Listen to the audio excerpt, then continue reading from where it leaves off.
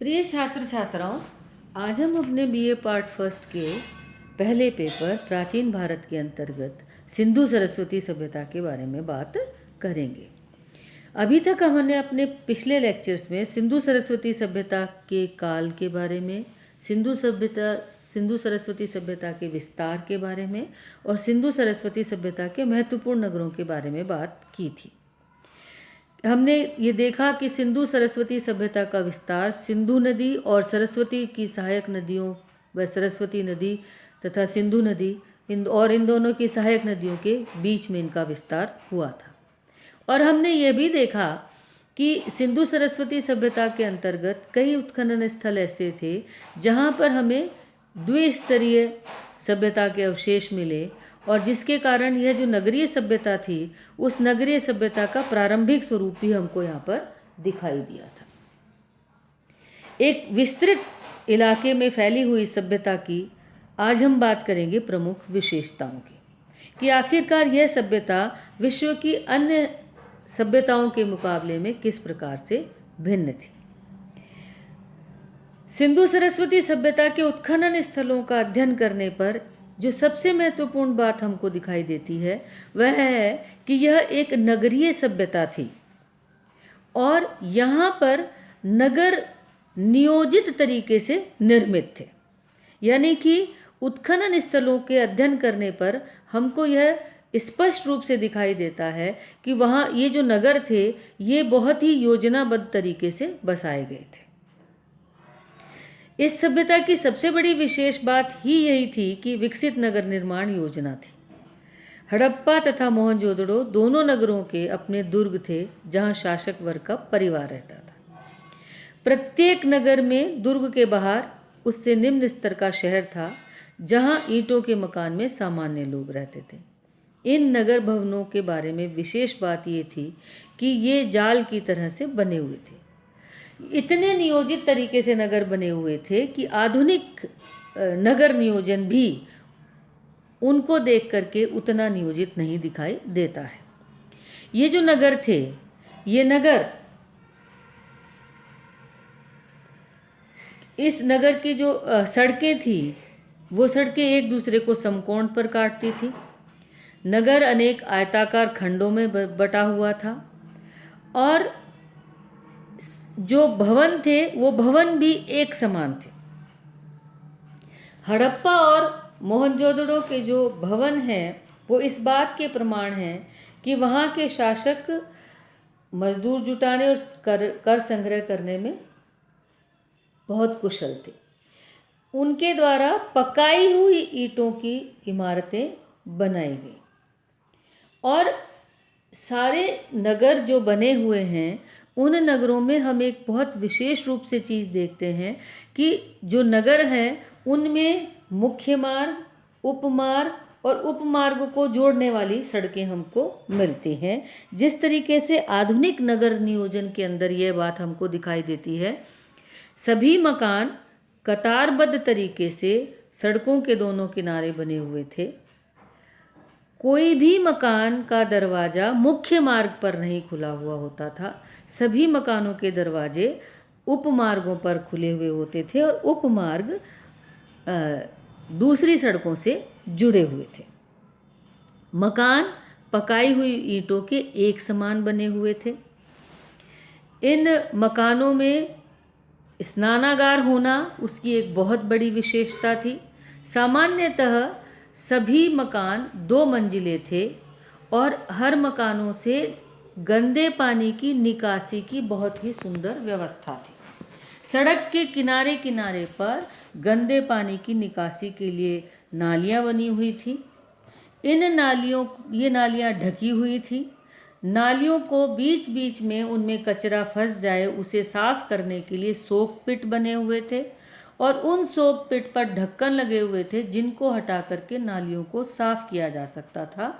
और ये सभी नालियाँ मकान से गलियों से उपमार्ग से में और उपमार्ग से मुख्य मार्ग पर आते हुए नगर के बाहर जाकर के यह गंदे पानी की निकासी होती थी।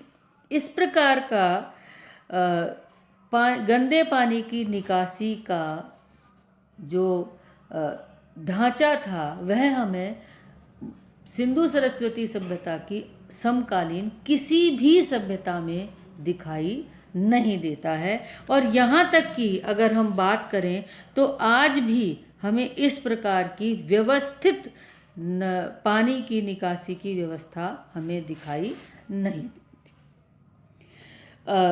मकान में जो ईंटें बनी हुई थी वे पकाई हुई ईंटें थी, और ये जो ईंटें थी वो बिल्कुल आधुनिक अनुपात में थी, यानी 1:2:4, 1 मोटाई, 2 चौड़ाई और 4 की लंबाई।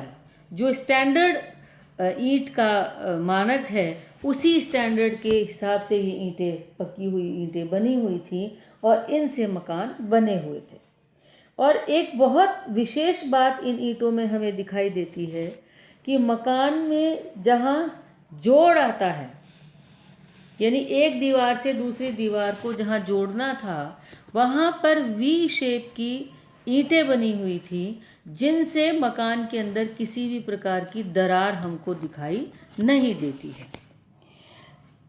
इस प्रकार से हम ये देखते हैं कि सिंधु घाटी की, सिंधु सरस्वती सभ्यता की सबसे प्रमुख विशेषता यही थी कि यह एक नगरीय सभ्यता थी और यहाँ पर हमें नियोजित नगर व्यवस्था दिखाई देती है। दूसरी प्रमुख विशेषता थी मोहनजोदड़ो का विशाल सार्वजनिक स्नानागार। मोहनजोदड़ो की खुदाई में, उत्खनन स्थल में हमें एक विशाल सार्वजनिक स्नानागार मिला, जो कि ईंटों के स्थापत्य का एक सुंदर नमूना है। यह 11.88 मीटर लंबा, 7.01 मीटर चौड़ा और 2.43 मीटर गहरा है। इसके दोनों सिरों पर नीचे तक जाने के लिए सीढ़ियाँ बनी हुई हैं और बगल में कपड़े बदलने के कक्ष बने हुए हैं। स्नानागार का फर्श पक्की ईंटों का बना हुआ है और ईंटों को जोड़कर इस तरीके से लगाया गया है और उस पर बिटुमिन आदि को इस तरह से लगाया गया है कि इसमें कहीं भी लीकेज हमको दिखाई नहीं देती है। इस स्नानागार के पास में एक बड़ा सा कुआं है, जिसका पानी इस एक हौज में डाला जाता था और हौज के कोने से यह पानी बहकर नाले में जाता था। और जिस प्रकार से ये विशाल स्नानागार हमको मिला है और उसके पास में कपड़े बदलने के कक्ष मिले हैं, उससे यह अनुमान लगाया जाता है कि यह स्नानागार किसी धार्मिक या सामाजिक अनुष्ठान के लिए प्रयोग में लिया जाता होगा। भारत में वैसे भी धार्मिक कार्यों और सामाजिक कार्यों में पारंपरिक रूप से स्नान करने की, नदियों में, तालाबों में स्नान करने की परंपरा है। तो यह परंपरा हमारी परंपरा सिंधु सरस्वती सभ्यता के समय से ही बनी हुई है, ऐसा हम मान सकते हैं। मोहनजोदड़ो और हड़प्पा में ही हमें अनाज के भंडार गृह मिले हैं, अनाज रखने के बड़े कक्ष मिले हैं, जो कि 45.71 मीटर लंबे, 15.23 मीटर चौड़े हैं। हड़प्पा में भी इस प्रकार के 6 अनार के भंडार गृह मिले हैं। ये ईंटों के चबूतरे के ऊपर 2 पंक्तियों में खड़े हैं और जो ये कक्ष हैं, प्रत्येक कक्ष 15.23 मीटर लंबा और 6.9 मीटर चौड़ा है। और यह जो भंडार गृह है ये हड़प्पा में नदी किनारे से कुछ मीटर दूरी पर स्थित है, जिससे यह अनुमान लगाया जाता है कि यहाँ पर अतिरिक्त अनाज का भंडारण किया जाता होगा, जो कभी अनावृष्टि या अतिवृष्टि के समय जब अनाज की कमी पैदा होती होगी तब इस अनाज से का वितरण, इस भंडार गृह से अनाज का वितरण किया जाता होगा।